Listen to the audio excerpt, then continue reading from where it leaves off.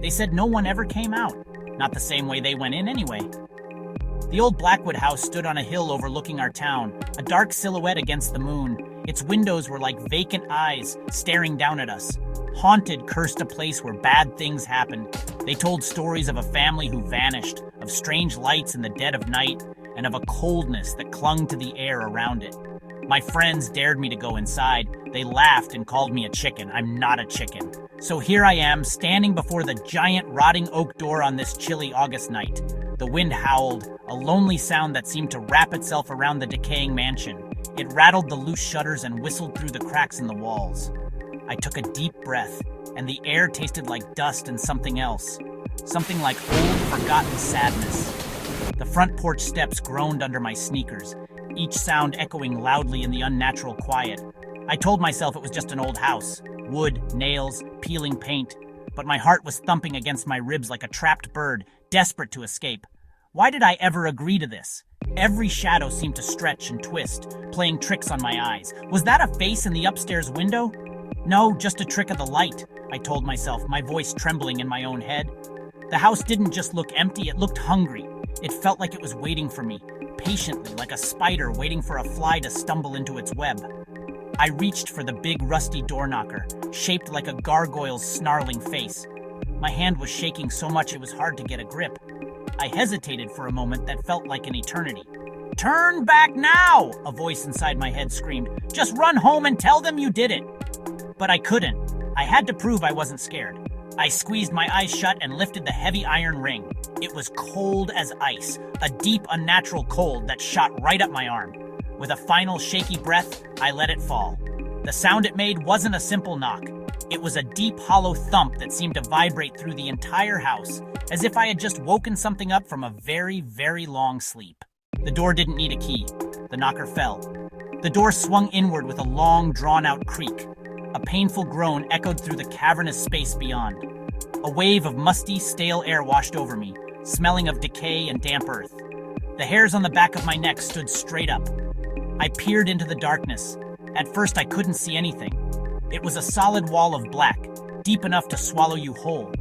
I took out my flashlight. Its beam cut a nervous, trembling path into the gloom. My first step inside was the hardest. My shoe landed on the dusty wooden floor with a soft thud. The door swung shut behind me with a deafening slam. Boom! I jumped, spun around. My heart leapt into my throat. I fumbled the doorknob. It wouldn't budge. Locked. Trapped. I was trapped inside the Blackwood house. Cold sweat broke out on my forehead. The house had let me in and wouldn't let me leave. I swept my flashlight across the entry hall. A grand staircase rose into second-floor shadows, its banister coated in thick cobwebs. Archway to the left, dark rooms beyond, archway to the right, dark rooms beyond, wallpaper peeled in long curling strips revealing stained plaster. An unnatural cold spot followed me. I shivered despite the mild night. I decided to explore the living room, left of the stairs. My beam danced over furniture draped in white sheets, ghostly silhouettes. Every little sound was magnified. Drip, drip, drip. Water somewhere deep inside. Scuttling in the walls, something small, skittering. The whisper of wind through a broken window pane. Then another sound, from the floor above. Scrap! Scrap! Like something heavy dragged across wooden floorboards.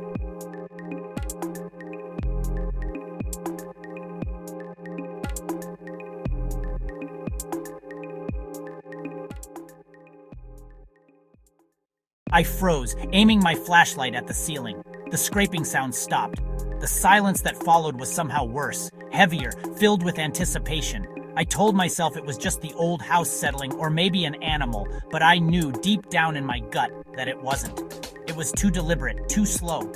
I started backing out of the living room, my eyes still glued to the ceiling, expecting it to crack open at any second.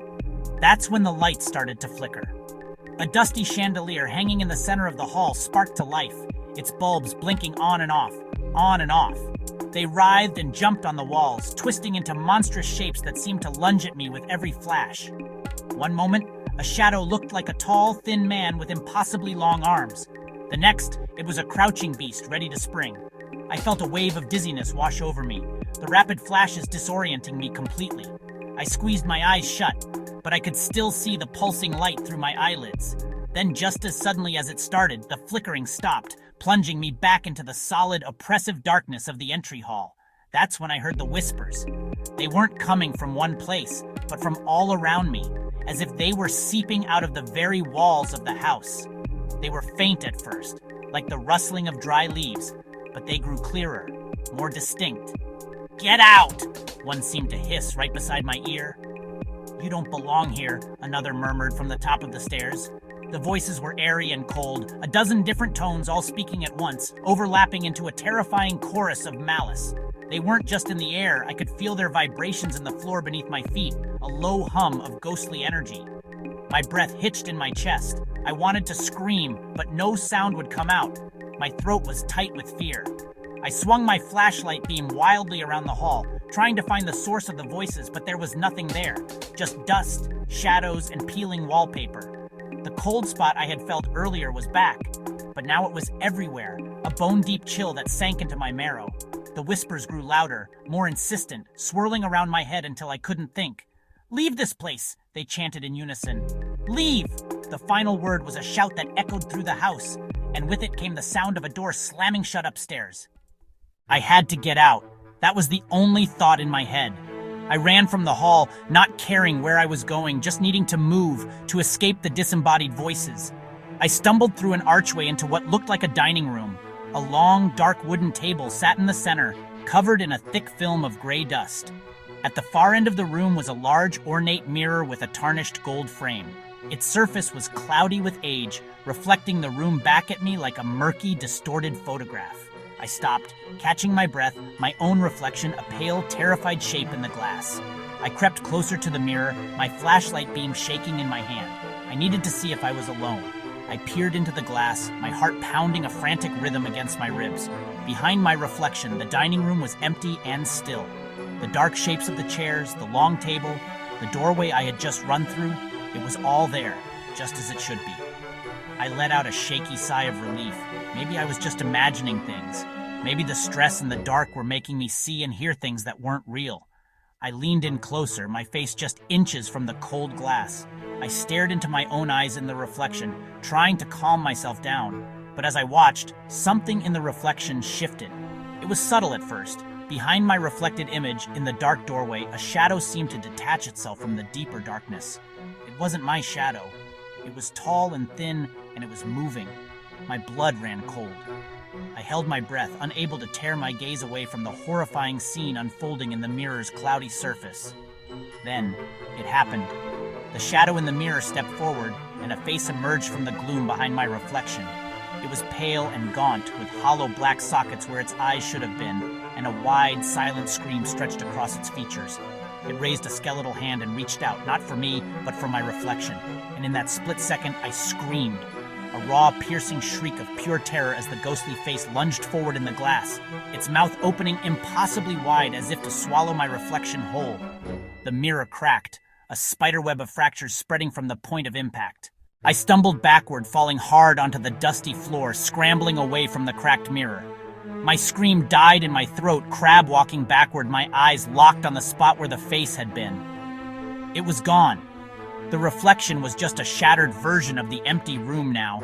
My heart felt like it was going to explode. That was it. I was done. No dare was worth this. I scrambled to my feet, my legs feeling like jelly, and bolted from the dining room, not daring to look back at the fractured glass. I had to find a window, another door, anything to get out of this nightmare. I ran blindly through the house, my flashlight beam bouncing wildly off the walls. I burst into a kitchen, then a small study, each room more decayed and unsettling than the last. The whispers started again, but this time they weren't words. It was laughter, cold, cruel laughter that echoed from every corner, mocking my panic. It followed me as I ran, a symphony of ghostly amusement at my terror. I finally found my way back to the main staircase in the entry hall. Maybe there was a window upstairs I could break. It was my only chance. I took the stairs 2 at a time, my footsteps thundering on the old wood. As I reached the top of the stairs, a new sound cut through the laughter, a soft, rhythmic creaking. Creak, crook. It was coming from the end of the long, dark hallway.